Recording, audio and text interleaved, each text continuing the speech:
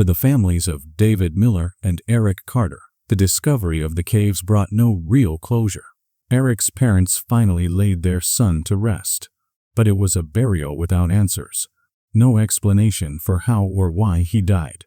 Only fragments of a story too horrific to accept. For David's sister, the nightmare was different.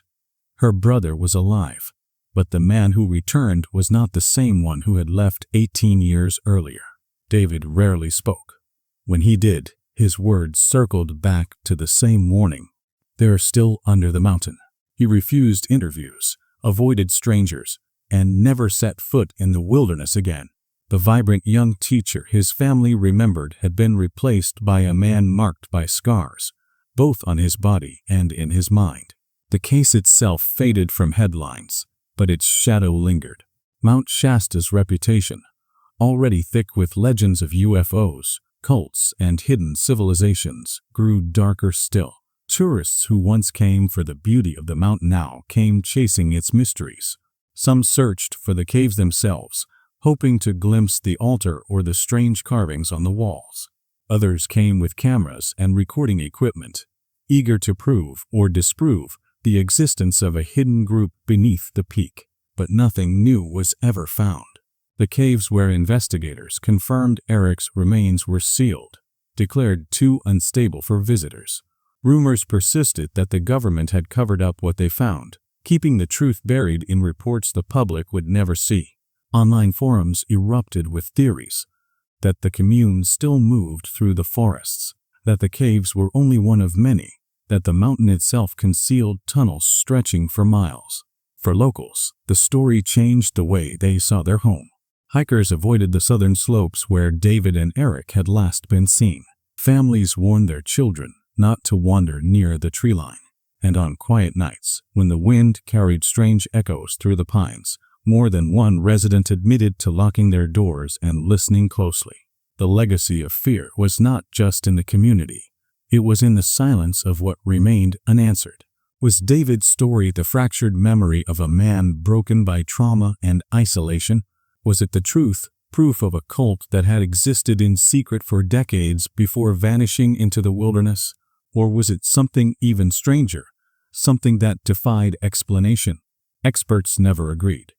Investigators moved on. But for those who followed the case, one fact could not be ignored. A man who should have been dead returned from the wilderness with scars, tattoos, and a story too specific to dismiss. Maybe it was a cult. Maybe it was madness. Or maybe something still waits under the mountain. Mount Shasta remains what it has always been, a place of beauty wrapped in shadow, a mountain where myths refuse to die, and where disappearances are never just accidents. For every hiker who returns with photographs, there are whispers of those who never returned at all. 2 men vanished in the early 1990s. 18 years later, only one came back, and his story may never be fully believed. The story begins in the summer of 1992. 2 men, both in their late 20s, arrived in Northern California with the kind of energy only youth and adventure can fuel. Their names were David Miller and Eric Carter, friends since college, bonded by their love for the outdoors and photography. David was the quieter of the two. A school teacher from Oregon, he had always been described by family as thoughtful, meticulous, and reliable. He carried a leather-bound journal on every trip, filling it with notes, sketches, and reflections. Eric, on the other hand, was the dreamer, an amateur photographer who worked odd jobs to fund his passion for capturing landscapes on film. Together, they made a balanced pair. One steady, one bold. This wasn't their first adventure. They had hiked in the Rockies, camped in Yosemite, and trekked through parts of Utah. But Mount Shasta was different. To them, it wasn't just another peak. It was a place wrapped in myth and mystery. Both men had read about the mountain's strange reputation in books and magazines. Eric, in particular, was fascinated by the whispers of hidden caves and unexplained disappearances. He wanted to capture not just the beauty of Shasta, but its atmosphere, the sense that the mountain itself was watching. Before the trip, the two spent weeks preparing. David drew routes across topographic maps, marking potential campsites and water sources. Eric invested in new camera lens and rolls of film. They applied for wilderness permits, packed dehydrated meals, and checked their gear twice over. Sleeping bags, rope, a camp stove, a compass, flashlights, spare batteries. It was all accounted for. On paper, they were more than ready. Their families remembered that last morning clearly. David's sister recalled how he promised to call as soon as they got back. Eric's mother waved from her porch, joking that he better not come home with another sunburn. Both men smiled, reassured their loved ones, and drove off in Eric's old blue pickup truck. The plan was simple. Spend a week exploring the backcountry trails around Shasta, photograph the landscape, and return home with stories and pictures. The mountain, of course, had other plans. Witnesses later recalled seeing the two men in town the day before they set out. They stopped at a local grocery store for last-minute supplies, cans of beans, trail mix, and extra water bottles. At a ranger station, they checked in for their wilderness permit. The ranger on duty noted how prepared they seemed. Strong backpacks, good hiking boots, maps folded neatly in plastic covers. Nothing about them suggested recklessness. That evening, they camped near the base of the mountain. Eric snapped photos of the sunset, while David wrote in his journal. The entry, later recovered, was ordinary at first, a description of the trail, the weather, and their excitement to finally be there. But in the margins of the page, David had scribbled something odd.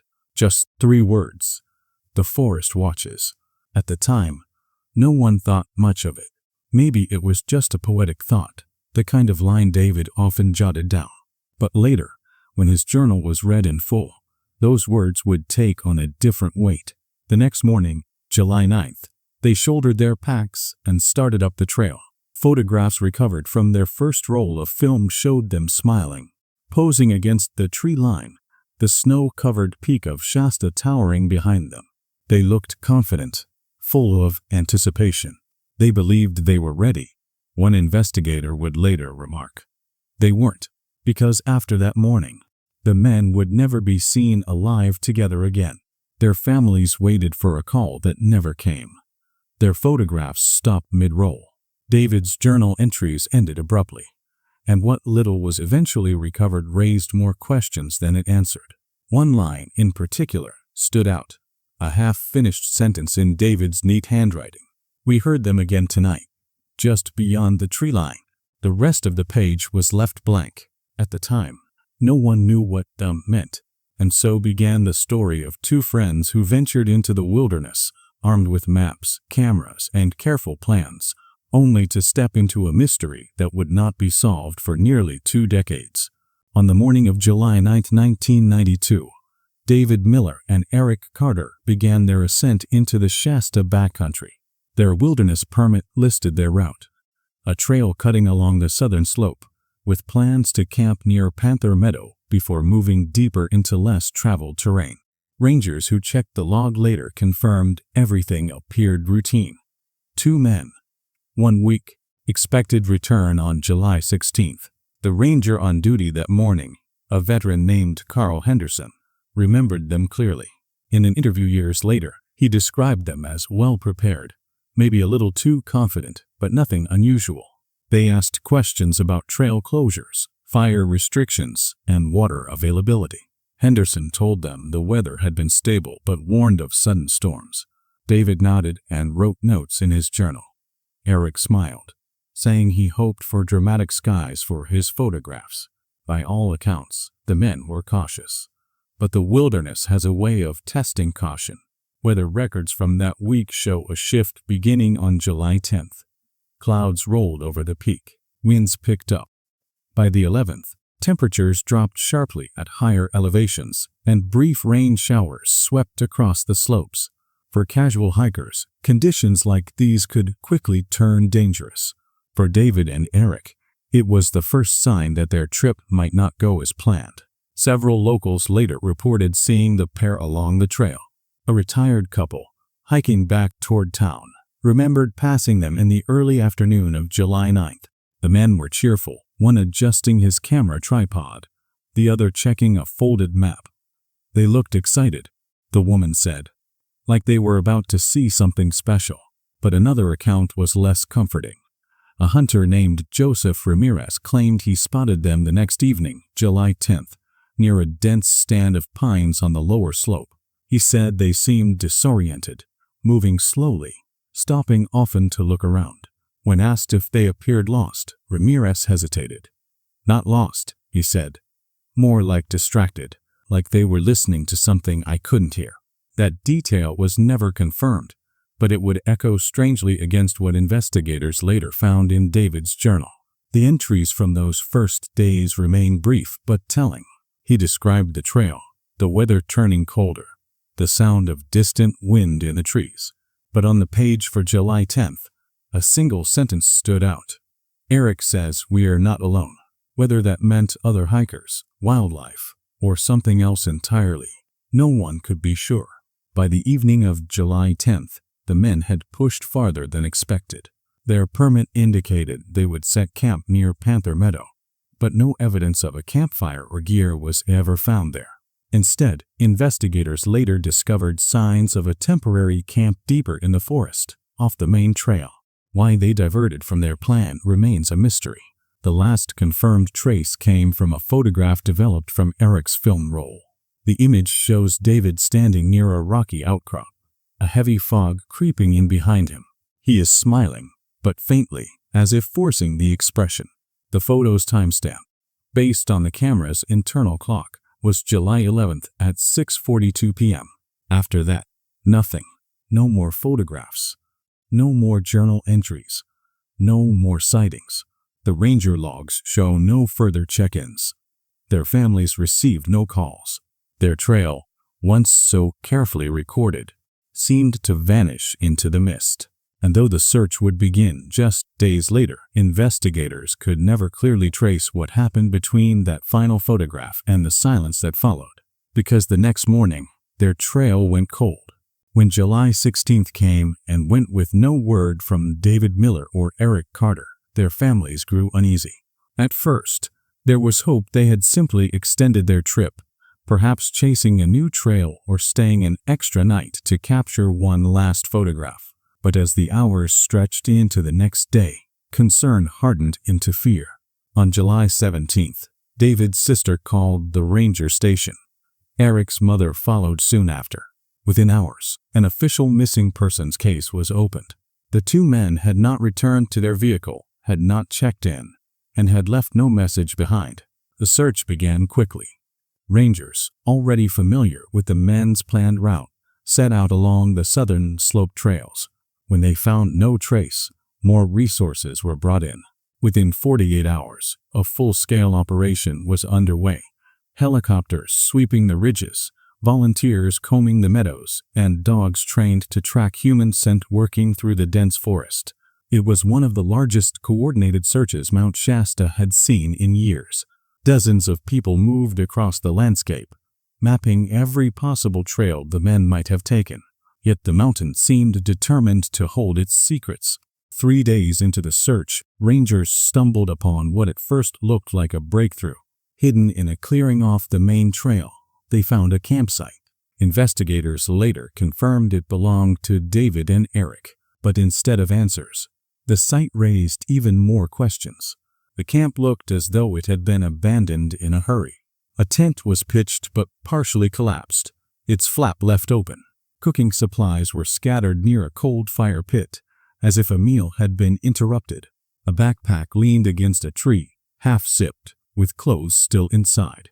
Most unsettling of all, their food supplies were missing. Not eaten. Missing. The rangers noted that while the men had packed enough for a week, only a few empty wrappers remained. Where the rest had gone, no one could say. The discovery should have helped narrow the search, but instead it deepened the mystery. Tracks were found leading away from the site, 2 sets of footprints, confirmed as consistent with the men's boots. The prints moved through the clearing, into the tree line, and then simply disappeared. Search dogs brought to the area caught a faint scent near the fire pit but lost it within minutes. Helicopters circled overhead, scanning for heat signatures. Nothing. The mountain remained silent. By July 20th, frustration began to set in.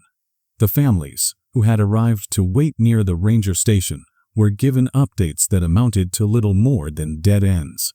Every lead evaporated into the wilderness, and then the weather turned. On the evening of July 21st, a storm swept across the peak. Rain lashed the slopes, winds roared through the trees, and visibility dropped to almost nothing. For 2 days, the search was forced to scale back. By the time skies cleared, any remaining tracks or traces were gone. The official report would later describe it as a disappearance without evidence. No blood, no signs of struggle, no personal items left behind except what was at the camp. As if the men had simply stood up one evening, walked into the woods, and vanished. Volunteers kept coming for over a week. Teams checked caves, ravines, and abandoned cabins. Flyers were posted in nearby towns. Still, there was nothing. Finally, on July 30th, the search was officially suspended. For the families, it was unbearable. They had come hoping for closure, either a rescue or a recovery. Instead, they left with only questions. What had happened at that campsite? Why had the men left their gear behind? Where had they gone after their tracks ended? The file was closed, but not forgotten. And though the mountain seemed to have swallowed David and Eric whole, whispers of their fate continued to grow. Because in Mount Shasta, disappearances are never just disappearances. They are stories that linger, hunting the families, the rangers, and the mountain itself. And for David and Eric, their story was only beginning. Mount Shasta rises like a giant in Northern California, its snow-capped peak piercing the sky. This mountain is more than just a piece of rock and ice. It has a reputation for secrets. For centuries, strange stories have clung to Shasta's slopes. Native legends speak of underground cities and ancient spirits that still guard the land.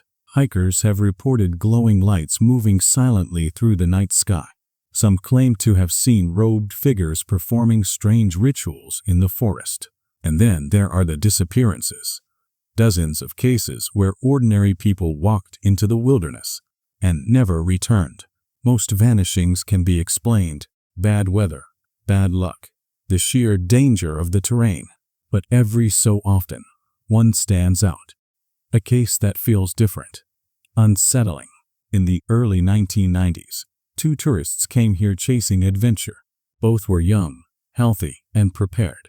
They had maps, equipment, and enough supplies to last more than a week. They weren't reckless. They weren't naive. They were simply travelers who wanted to experience the mountain's beauty up close. But once they set foot on the trail, no one saw them again. When they failed to return, search and rescue teams mobilized. Helicopters circled the ridges. Dogs scoured the tree lines. Rangers logged every scrap of evidence. For days, the mountain was combed from every direction, and yet, almost nothing was found. What was discovered only deepened the mystery. Their campsite abandoned. Their belongings scattered. A fire pit, cold for days. No clear tracks leading away. No bodies. No message. No explanation. For the families, it was a nightmare with no end.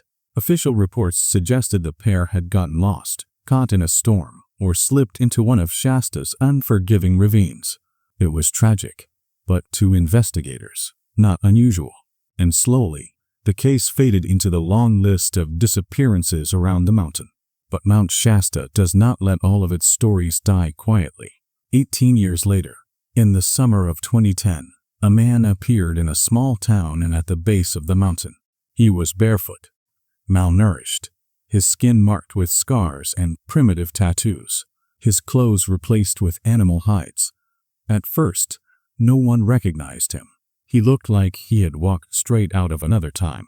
When he finally spoke, his name sent shockwaves through the community. He was one of the missing tourists, the man who had vanished nearly 2 decades earlier. Doctors rushed to stabilize him. His body told the story of endless suffering. Broken bones that had healed without medical care, signs of malnutrition, strange plant toxins in his blood. His mind seemed fractured, slipping in and out of coherence. But when pressed about what had happened, his words were chillingly clear. They're still under the mountain.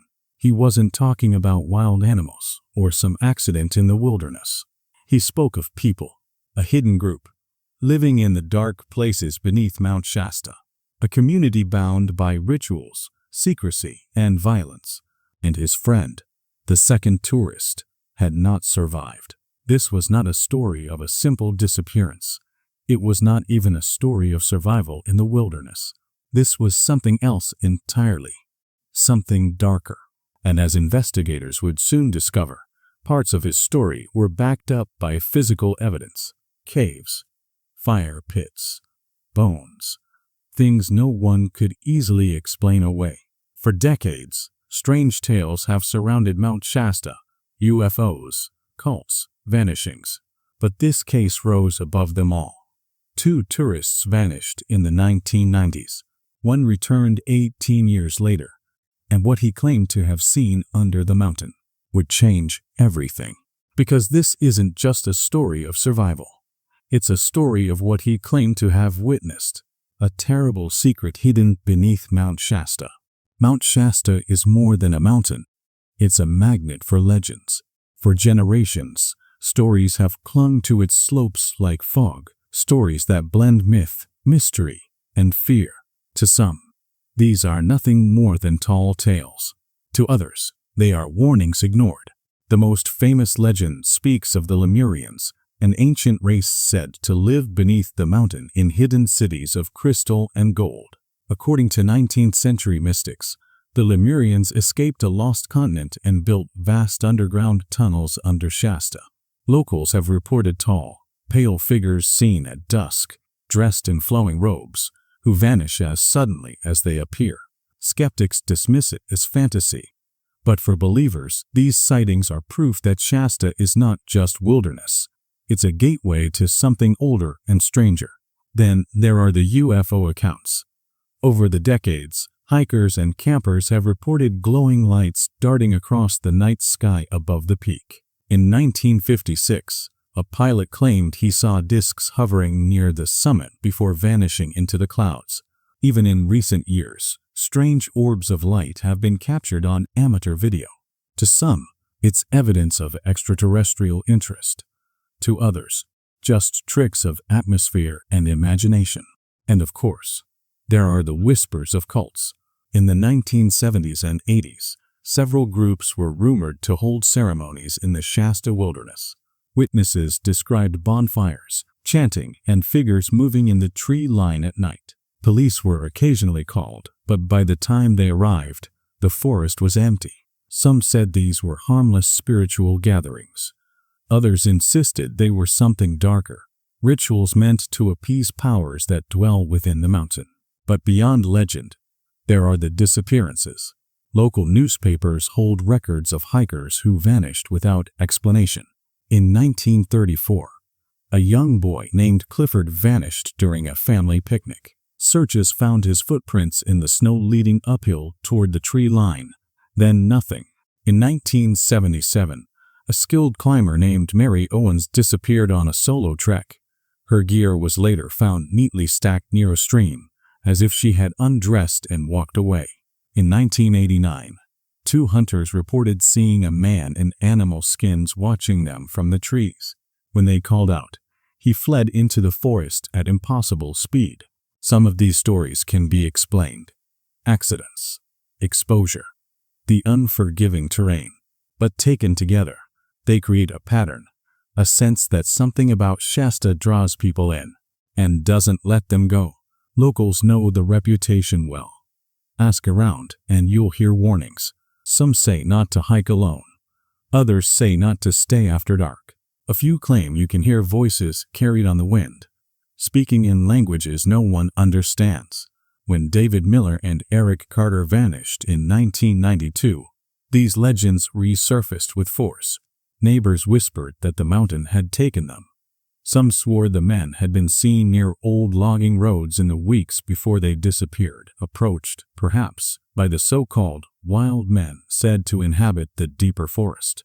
One eyewitness, interviewed in 1993, described seeing two figures moving through the trees late at night. Their movements too smooth, too deliberate to be ordinary hikers. He never came forward officially, afraid of being dismissed. But his account joined a chorus of stories painting Mount Shasta as a place where the line between reality and legend blurs. Investigators, of course, focused on practical explanations, weather, terrain, accidents, but the families heard the rumors, and in quiet moments they wondered. Because when two men vanish without a trace, when their campsite looks disturbed, when their footprints simply end, it's hard not to think about the mountain's reputation. Hard not to wonder if those old legends hide a kernel of truth, maybe myths, or maybe warnings ignored. On the morning of August 14, 2010, nearly 18 years after David Miller and Eric Carter vanished, a man stumbled into the small town of MC Cloud, just south of Mount Shasta. He was barefoot. His skin was caked with dirt, his hair and beard grown long and tangled. His clothes were not clothes at all, but scraps of animal hide stitched crudely together. His body was thin, dangerously thin, every rib showing, his legs trembling as he moved. At first, locals thought he was a drifter, maybe someone who had been living rough in the forests. But there was something about him that felt wrong. He looked less like a man who had chosen the wilderness, and more like someone who had been held there against his will. A gas station attendant was the first to call for help after the man collapsed near the pumps. When paramedics arrived, they noted deep scars across his arms and back, some old, some fresh. On his chest, faint black lines formed a spiral-shaped tattoo, uneven and primitive, as if burned or scratched into the skin. His feet were bleeding from miles of walking without shoes. At the hospital in Redding, doctors scrambled to stabilize him. His body told a story even before he spoke a word. He was severely malnourished, weighing nearly 40 pounds less than a man of his age and height should. He showed signs of repeated fractures that had healed without medical treatment, ribs, a forearm, even his jaw at some point in the past. Blood tests revealed something stranger still. Traces of plant alkaloids rarely seen in modern medicine, compounds associated with hallucinogenic or toxic herbs. Nurses who tended to him noted his behavior as fragmented. He would slip between silence and rambling, at times mumbling in broken sentences, other times curling up and refusing to speak at all.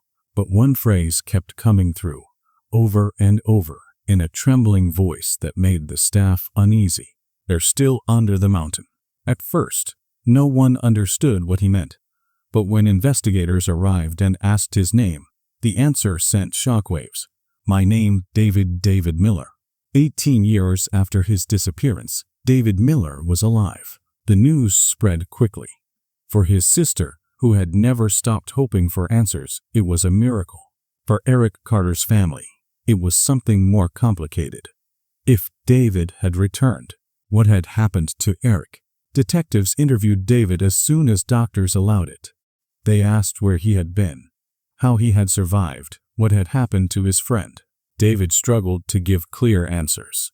His words were broken, his memory fractured. Sometimes he spoke of caves, sometimes of fire, sometimes of figures in animal skins who moved in silence.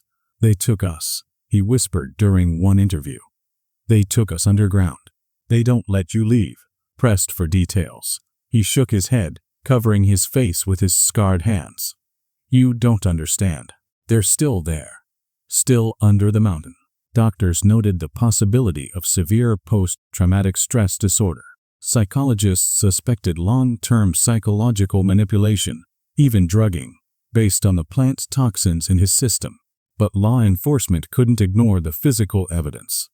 The scars, the malnutrition, the primitive tattoo, all suggested David had endured something real, something deliberate, not just a lost hiker's misadventure.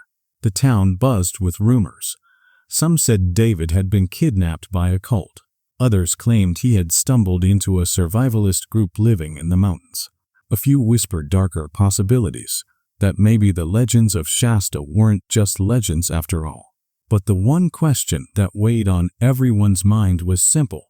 Where was Eric Carter? When asked directly about his friend, David broke down. His breathing quickened, his body shook, and he cried out as though reliving something unbearable. Doctors had to sedate him. Detectives decided to wait before pressing him again. For now, David's return was both a breakthrough and a puzzle. After 18 years, one of the missing men was back. But instead of bringing clarity, he had brought a story even more disturbing than the silence that came before. His words were clear enough to haunt every investigator in the room. They're still under the mountain. And if David was telling the truth, the nightmare wasn't over. Because if one man had escaped, whoever had taken them might still be out there. When David Miller was stable enough to sit upright, detectives and a hospital psychiatrist began the first extended interview. The session was recorded. What emerged was not a neat, chronological account, but fragments, memories like shards of glass, sharp and broken. Piece by piece, the picture formed. According to David, on the evening of July 11, 1992, the night after the last photograph was taken, he and Eric Carter were setting up camp in a small clearing. They had just finished boiling water when they heard movement in the trees. At first, they assumed it was wildlife. Then, David said, shadows emerged from the forest. Figures. They came fast, he whispered. We didn't even have time to run. The men were overpowered, tied with ropes made of plant fibers and their mouths covered with leather straps. David remembered Eric fighting, shouting, until someone struck him across the head with a stone. After that, the world blurred, torchlight, rough hands dragging them through the trees, the smell of smoke and damp earth. When they stopped, the ground had changed. It sloped downward. David realized they were being led into the mouth of a cave. What he described next chilled investigators. The caves were not natural shelters, he claimed, but a network of chambers and passages carved into the mountain itself. Inside were fire pits, crude tools, and sleeping areas lined with animal hides. Strange symbols painted in charcoal marked the walls. The captors, 12 to 15 men and women, by David's count, wore skins of deer and coyote, their faces smeared with ash and ochre. Some bore tattoos cut into their flesh, spirals and jagged lines that resembled scars as much as ink. They didn't talk, David said. Not like we do. Just clicks, whistles, little sounds. And sometimes they just stared. He described a hierarchy. Younger men who did most of the labor, women who prepared food, and an older figure who stood above the rest. This elder's body was covered in scars, his hair long and white, his presence commanding. The others deferred to him with absolute obedience. They called him the Blood, David muttered, eyes downcast. Everything revolved around him, every ritual, every punishment. For the first 2 weeks, David and Eric were kept in a separate chamber, their hands bound at night with coarse rope. They were fed scraps of meat and bitter herbs, food that left David nauseated and dizzy. Every morning, they were brought to the central chamber where a stone altar stood. There, the Blood would cut shallow lines into their arms and collect the blood in a bowl. The liquid was poured across the altar stone while the others chanted in their strange, broken language. It wasn't just once, David said. It was every day, like we were offerings, like we didn't belong to ourselves anymore. When detectives asked about Eric, David's voice broke. He described how his friend had grown restless, determined to escape. Eric whispered plans in the dark, promising they'd run at the first chance. That chance came during a storm. One evening, while the group gathered in ritual, Eric broke free of his bindings and bolted toward the passage. David tried to follow, but hands grabbed him, dragged him back. Eric made it as far as the cave entrance before he was caught. The punishment was immediate and brutal. David said the captors built a fire pit deeper than the others, lined with glowing coals. They tied Eric to a wooden stake above the flames. The Blood led the ritual, chanting as the others circled. David was forced to watch as his friend screamed in agony. They lowered him slowly, David whispered, tears streaking his face. Slowly, like it wasn't about killing him, it was about making him suffer. By dawn, Eric was gone. His remains were placed in a niche carved into the cave wall, alongside bones that looked human. After that, David said, everything changed. No longer treated as a prisoner, he was made to participate in rituals. He was branded with heated stones, his chest tattooed with crude spirals. He was given concoctions brewed from herbs and roots that blurred his vision, made time stretch and twist. Weeks, months, years. He lost all sense of time. His journal entries, he later admitted, became meaningless scratches on stone when he managed to steal a piece of charcoal. I forgot who I was, he confessed. I forgot the world outside. They wanted me to become one of them. Punishments for disobedience were severe. Burns, cuts, starvation. He tried to kill himself once with a shard of stone, but they stopped him, restraining him for days. At times, he thought he could hear voices whispering through the tunnels, whether from his captors or his own hallucinations. He could no longer tell. Years passed in a haze. David grew older, weaker, his body marked with scars, his mind fractured by drugs and trauma. Yet one thought burned inside him. Escape. That chance finally came in the summer of 2010. Heavy rains struck Mount Shasta, causing part of the cave system to collapse. David said a section of wall crumbled, blocking one passage but opening another. In the chaos, while the group struggled to clear debris, he slipped into the crack. He crawled for hours through narrow tunnels, scraping his hands raw against the stone. He drank from puddles, ate roots he found in the soil. When he finally emerged, the night sky blinded him. He wept, realizing he hadn't seen the stars in nearly 2 decades. For 3 days he wandered the slopes barefoot, until he reached the edge of MC Cloud, where locals found him staggering and near death. His story left detectives shaken. It sounded impossible, like something torn from folklore. And yet, his body bore the evidence. Scars, tattoos, toxins. The question was no longer whether David had suffered. It was whether his memories were truth or madness. Because if his story was real, then somewhere beneath Mount Shasta, a hidden commune still lived in the dark. And if it was not, then the horrors David described were the fragments of a broken mind. Either way, the mystery deepened. In late August 2010, less than 2 weeks after David Miller emerged from the wilderness, a joint team of local law enforcement, FBI agents, and search and rescue specialists began retracing his steps. His account was fragmented, but investigators believed there was enough detail to warrant a full-scale search.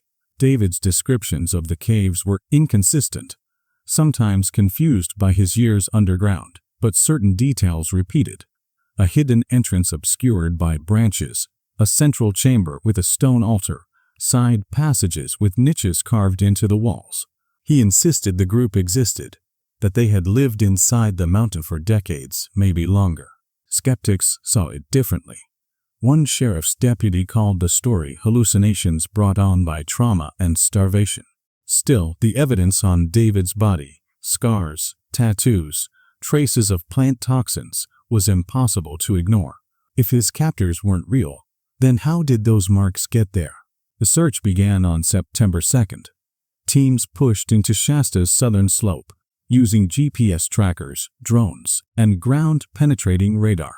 For 3 days, they found nothing beyond the usual hazards: steep ravines, unstable rock faces, and miles of dense forest. It was beginning to look like the skeptics were right. Then, on the 4th day, a ranger spotted something unusual: a narrow fissure in a cliffside, half covered by fallen branches. From the air, it looked like nothing. Up close, it matched David's description almost exactly. Inside, the team discovered a passage. The walls bore black stains where fires had burned, and the floor was littered with bones, mostly animal, but some unmistakably human. A crude fire pit sat near the entrance. Farther in, the tunnel split into multiple chambers. One chamber contained depressions in the floor lined with animal hides. Another held shelves of stone where dried roots and herbs had once been stored. And then, in the largest chamber, they found it. The altar. It was a flat stone slab, worn smooth, stained with what appeared to be layers of ash and something darker. Around it were carvings, spirals, jagged shapes, symbols that seemed half random, half ritualistic. Charcoal smears covered the walls. Anthropologists later noted that some markings resembled native petroglyphs, but crudely copied. Others had no known origin. The discovery rattled even the skeptics. Forensic teams collected samples. Among the bones, they found fragments of a human skull and several long bones consistent with a male in his late 20s. DNA testing confirmed what the families had dreaded for years. The remains belonged to Eric Carter. The confirmation should have ended the case. It proved David hadn't invented everything, but instead of closure, it raised more questions. Because the caves were empty, there were no living captors, no signs of recent habitation beyond cold fire pits and discarded animal skins. Whoever had been there was gone. Investigators scoured the area for weeks. They set up motion sensor cameras, deployed drones, and interviewed every local within 50 miles. Nothing.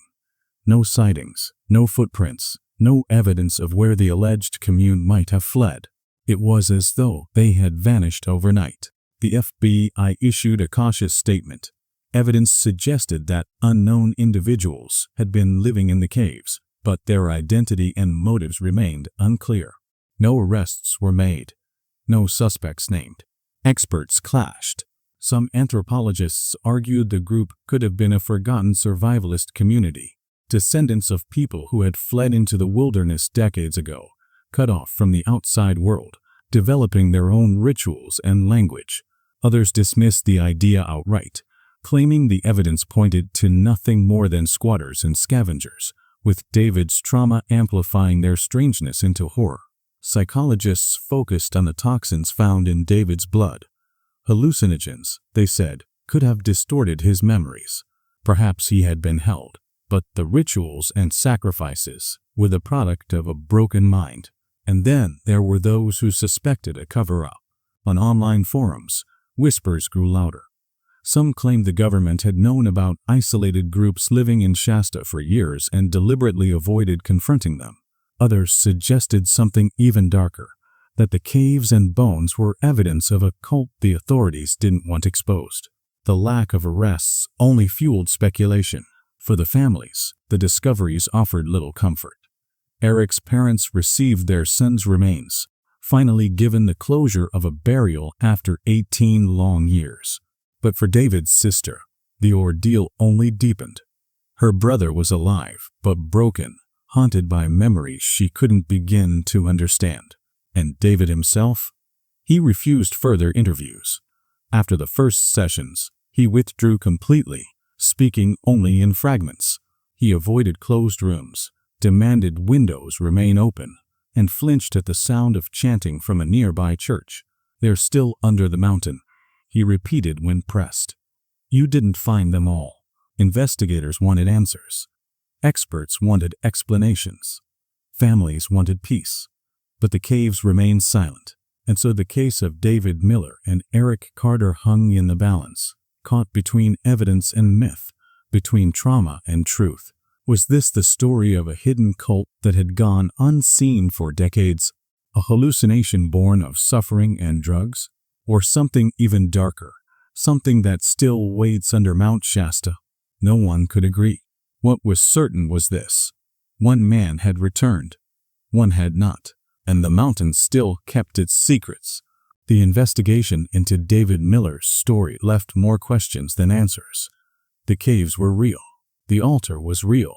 The bones were real. But the people, whoever they were gone. How could a group that size vanish so completely? Search teams scoured the slopes for months after David's rescue. They found abandoned fire pits, old animal hides, fragments of crude tools, but no fresh signs of life.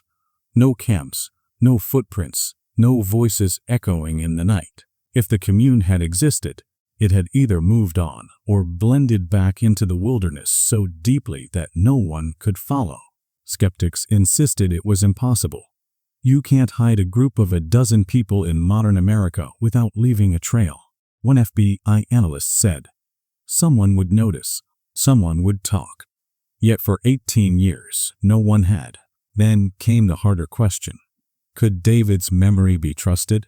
Doctors pointed to the toxins in his blood, plant alkaloids capable of inducing hallucinations.